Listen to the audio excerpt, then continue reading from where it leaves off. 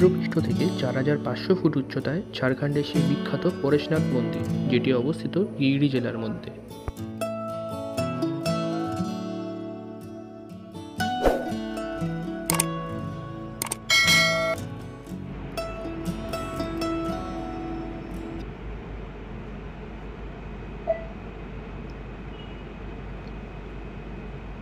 না, অনেকদিন কোথাও ঘুরতে যাওয়া হয় না, দেখি।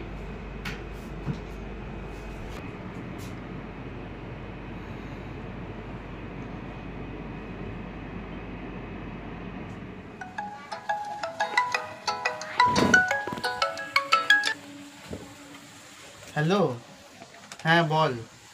শোন না, অনেকদিন কোথাও ঘুরতে যাওয়া হয় না, কোথাও ঘুরে আসা যায়, কি বলিস? কোথায়? চল, লেটস গো। একজন ডান, যাই আরেকটা কি বলে আসি।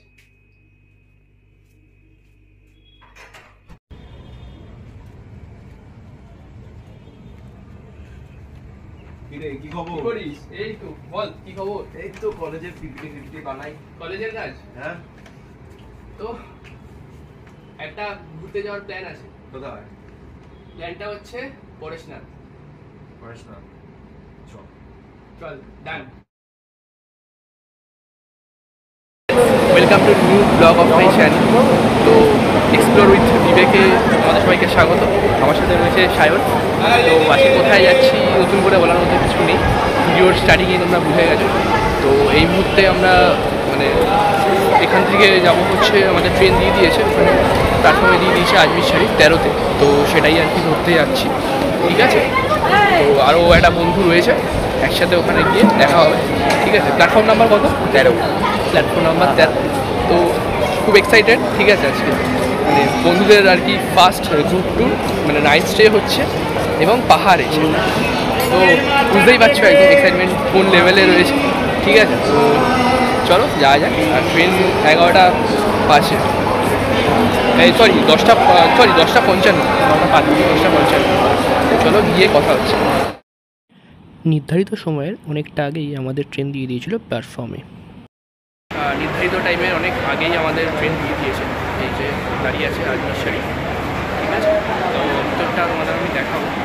আর আমাদের হচ্ছে 6, 10, 13 12987 শিয়ালদা আজমির শরীফ সুপারফাস্ট এক্সপ্রেসের এই হচ্ছে বগি। আমাদের ছিল দুটো সাইড বার্থ আর একটা লোয়ার বার্থ। আমরা টিকিট কেটেছিলাম ঠিক 2 মাস আগে, এবং সেটা আমরা অনলাইনে নয়, ডিরেক্ট প্ল্যাটফর্মে এসেই কেটেছিলাম শিয়ালদা থেকে। তো দেখতে দেখতে আমাদের ট্রেনও ছেড়ে দিল স্টেশন। 245 টাকা করে পড়েছিল জনপ্রতি টিকিট।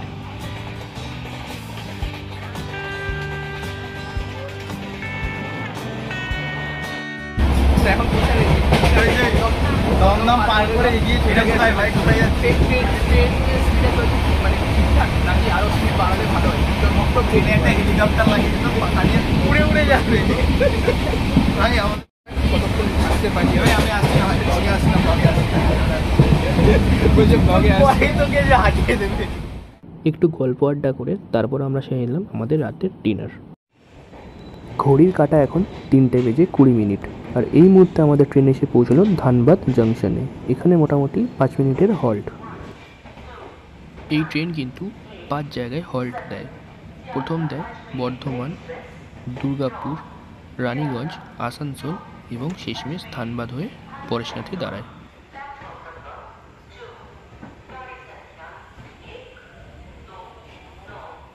এই মুহূর্তে আমরা নেমে গেছি পরেশনাথ স্টেশনে, যেটা আর কি নামানোর কথা ছিল 3:50, সেটা একটু লেট করে নামানো হচ্ছে 4টের সময়, ঠিক আছে? তো মোটামুটি খুব একটা লেট হয়নি, মোটামুটি 5 ঘন্টা 5 মিনিটের জার্নি কমপ্লিট করে আমরা নামলাম পরেশনাথ স্টেশনে। তো এখন এখান থেকে বেরিয়ে দেখি কি পাওয়া যায়, তারপর সেটা করে আর কি একদম পরেশনাথের যে মেন ট্রেকিং পয়েন্ট তার কাছে পৌঁছবো। দেন হোটেল বুক টুক করা অনেক কিছু ব্যাপার ট্যাপার আছে। তো দেখতে থাকো ব্লগটা। স্টেশনের বাইরেই কিন্তু অনেক লোকজন দাঁড়িয়ে থাকে এবং সাথে গাড়িও থাকে। তো আপনাদের অলরেডি তারা আহ্বান জানাবে তাদের গাড়িতে আসার জন্য। তো গাড়ি নিয়ে চিন্তা করার কোনো ব্যাপার নেই। তো এই মুহূর্তে আমরা গাড়ি একটা ঠিক করেছি, যেটা আর কি নেবে হচ্ছে 50 টাকা করে বলছি। মানে দুশো চেয়েছিল, একটু কম বেশি ভিডিও লাগবে। তো স্টেশনের বাইরেই আর কি, ঠিক আছে। অনেকগুলো গাড়ি শান্তিদা এখানে পেয়ে যাবে, পরপর লাইন দিয়ে রয়েছে, সেখানে কথা বলে তোমাদের ঠিক করতে হবে। তো বললাম আমরা মধুবন যাবো এবং ওখানে গিয়ে আমরা হোটেল নেব, সেই হিসেবে আমরা কথা বলে নিয়ে চলে যাওয়া যায়। ঘড়ির কাঁটা বলছে এখন 4:30। আমরা রওনা হলাম ঝাড়খণ্ডের গিরিডি জেলার মধুবনে, যেখানে গিয়ে আমরা হোটেল নিয়ে ফ্রেশ হয়ে আমাদের ট্রেকিং শুরু করব। ভোরের আলো ফুটতে না ফুটতে দেখতে পেলাম প্রথম পাহাড়ের দর্শন। আহা, সে কি দৃশ্য! জন প্রতি 50 টাকা দিয়ে আমরা চলেছিলাম শেয়ারিংয়ে, আপনারা কিন্তু দরদাম করে নেবেন। তো আমরা হোটেলে চেক ইন করে নিয়েছি, হোটেল জৈন ভবন, যেটা একদম ট্রেকিং পয়েন্টের কাছেই। তো নিচে রিসেপশন থেকে আমরা কথা বলে ঢুকলাম। তো এখানে হচ্ছে একটা ব্যালকানি আছে, তোমাদের দেখাই, তারপরে রুম টুরটা তোমাদের করিয়ে দেবো।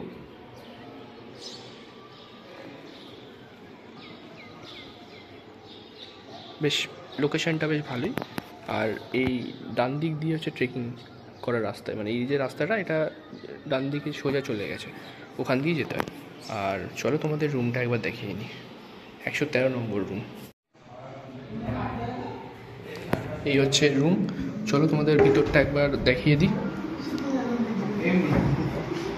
আমরা নিয়েছি একটা এসি রুম, যেটার পড়েছে হচ্ছে ওই 600 মতো। এখানে সব ব্যাগ ট্যাগ রাখার জায়গা আছে, এখানে সামনে একটা মিরার রয়েছে, আর এখানে অলরেডি এরা লেদ খাওয়া শুরু করে দিয়েছে, ঠিক আছে। এসি কতদিন দিয়েছিস? 16তে, এখনই 16তে দিয়ে দিয়েছে, বলেছে আগে চিল্ড হয়ে তারপর এখান থেকে বেরোবে ট্রেকিং করতে, মানে সারাদিনের খাটাখাটনির ক্লান্তিটা যাতে এখান থেকে তুলে নিতে পারে। একটা কিং সাইজ বেড রয়েছে, 3 জন শোয়ার মতো ভালো করে। আর এখানে একটা কম্বল দিয়ে, যদিও কম্বল লাগবে না। আর এখানে ওয়াশরুমটাও তোমাদের একবার দেখাই, এখানে একটা বেসিন আছে, সঙ্গে এখানে একটা কোমোড রয়েছে।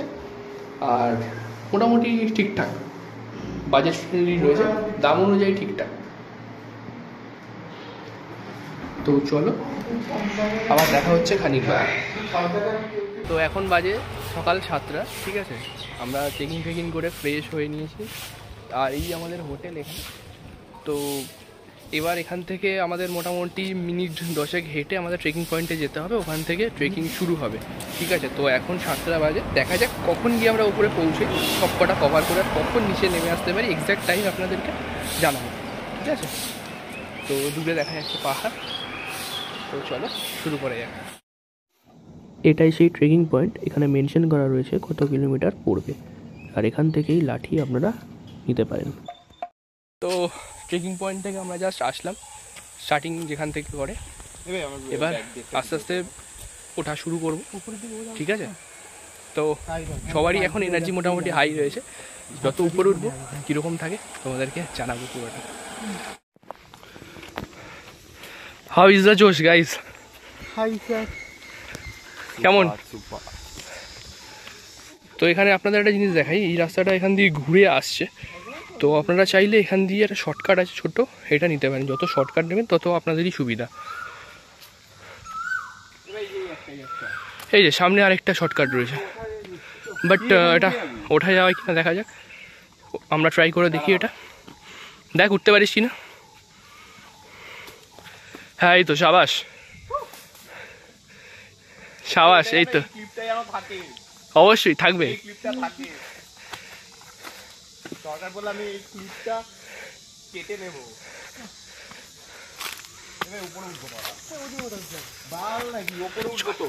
এখান থেকে গিয়ে তো চলো এই এসে গেলাম, আমরা নিচে চলে যাবো। এটা নিচে না, এটা নিচে না, দেখা যাক। চলো খানিকটা দূর আস্তে আস্তে এখানে আমাদের ফটোশ্যুট হচ্ছে গাইজ, সবাই এখানে ক্যাত মেরে ফটো তুলছে, ঠিক আছে। তো এখান দিয়ে জানি না কতটা ভিউ তোমাদেরকে দেখাতে পাচ্ছি, বাট যত উপরে যাবো আরও সুন্দর ক্লিয়ার ভিউ তোমাদেরকে উপর থেকে দেখাতে পারবো।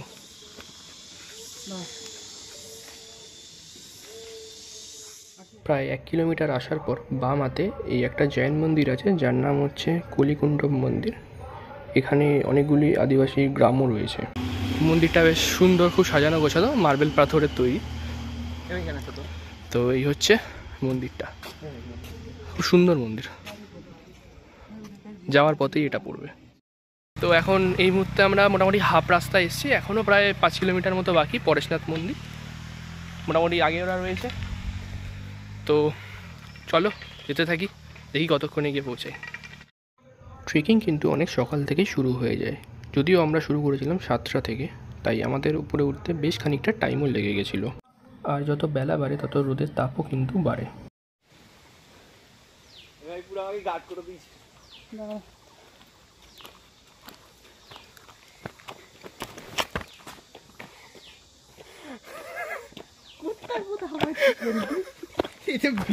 তো এখানে লেখাই আছে 0.4 কিলোমিটার শীতল নালা আর পরেশনাথ মন্দির 4.95 কিলোমিটার। তো এখান থেকে এখন শুরু হচ্ছে মানে সিঁড়ির রাস্তা, ঠিক আছে, সিঁড়ি করা রয়েছে, এইভাবে উঠে যেতে হবে।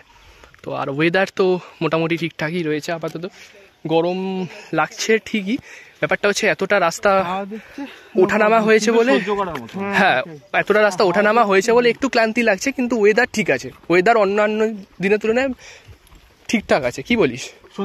হ্যাঁ একদম হাওয়া দিচ্ছে তো এনার্জি ঠিক আছে। হ্যাঁ তো চলো দেখা যাক কখন আমরা পৌঁছাই, দেখা হচ্ছে। দেখুন এখানে একটা জিনিস আছে, এটা কুড়েদান বলে লেখা আছে।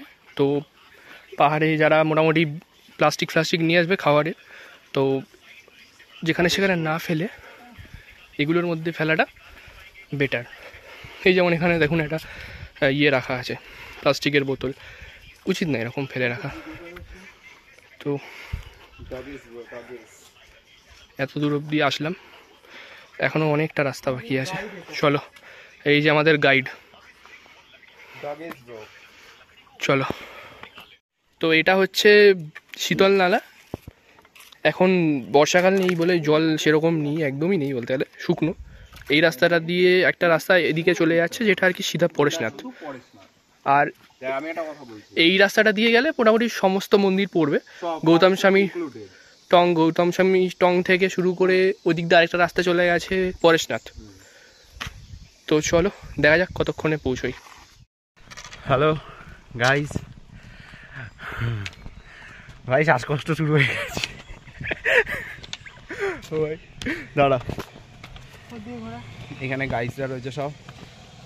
চলো কথা বলছি, দাঁড়া, অনেক রাস্তা বাকি আছে। ভাই রে চালু রয়েছে ভাই।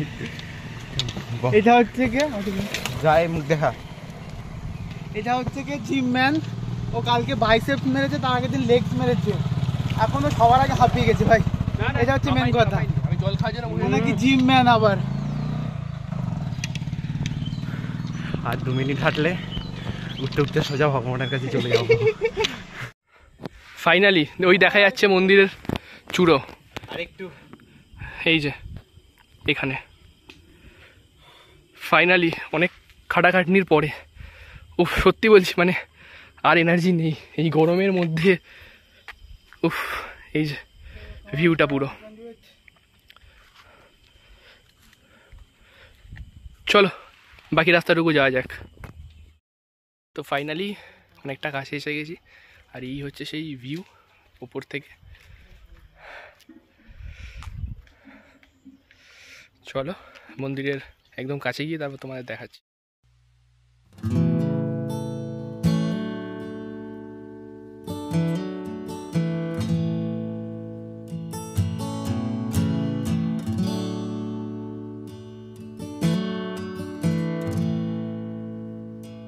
আপনাদের বলে রাখি, এখানে আসার জন্য কিন্তু পালকি বা বাইকেরও ব্যবস্থা রয়েছে।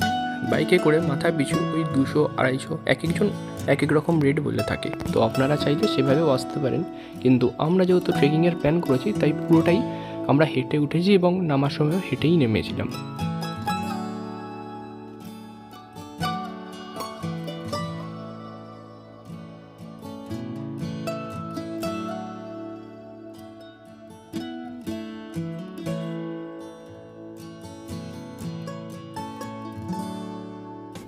তো আমরা এখন যাচ্ছি পুজো দিতে, নিচ থেকে প্রসাদ নিয়ে নিলাম এখানে।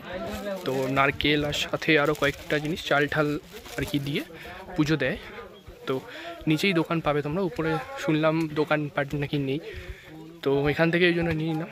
এবার যাচ্ছি পুজো দেবো, ঠিক আছে, সঙ্গে থাকো, তারপর গিয়ে দেখাচ্ছি। সব থেকে বড় পাহাড়ের যে চূড়ো তার মাথাতেই রয়েছে এই পরেশনাথের মন্দির।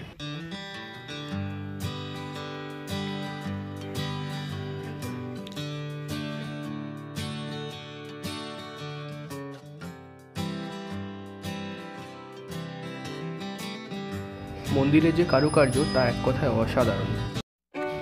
চলুন আপনাদের মন্দিরের চারপাশটা ঘুরে দেখাই।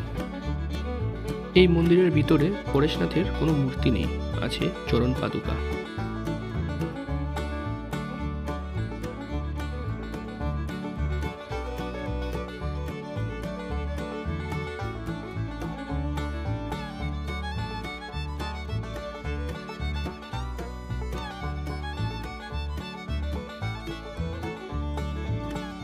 জৈন ধর্মের মানুষের কাছে এই জায়গাটা একটা পবিত্র তীর্থস্থান, যেটা 4500 ফিট উচ্চতায় অবস্থান করছে। এক কথায় এটিকে মেঘেদের স্বর্গরাজ্য বললে ভুল বলা হবে না। মন্দিরের ভিতরে কোনো রকম ভিডিওগ্রাফি অ্যালাউ নেই, তাও আপনাদের সামনেই প্রতিকৃতি তুলে ধরলাম। তো আমাদের পুজো ডান, ঠিক আছে, নিচে গিয়ে গুফা প্রদর্শন কমপ্লিট। এবার একটু ফটোশ্যুট করলাম, কমপ্লিট সেটাও। তাও কেমন লাগলো বল দর্শন করে, বা এই এতটা জার্নি করে কেমন লাগলো বল? সার্থক হয়েছে সার্থক, একদমই। মন্দির দর্শন করে।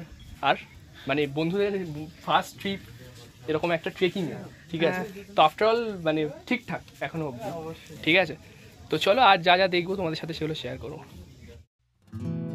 দূরে পরপর পাহাড়ের সারি অবস্থান করছে। এই মন্দিরে কিন্তু ডিসেম্বর, জানুয়ারি, ফেব্রুয়ারি এবং মার্চ এই কয়েক মাস বেশ কিন্তু ভিড় থাকে। তবে এই মে মাসে গরমের জন্য কিছুটা হলেও ভিড়টা কম থাকে।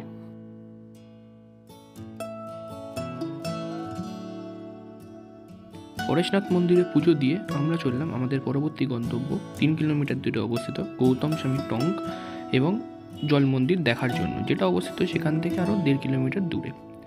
তবে আমার প্রথম পার্টে এটুকুই রইল। নেক্সট পার্ট খুব শীঘ্রই আসতে চলেছে, তাই সঙ্গে থাকুন। আর ভিডিওটা ভালো লাগলে অবশ্যই লাইক, কমেন্ট ও শেয়ার করতে ভুলবেন না।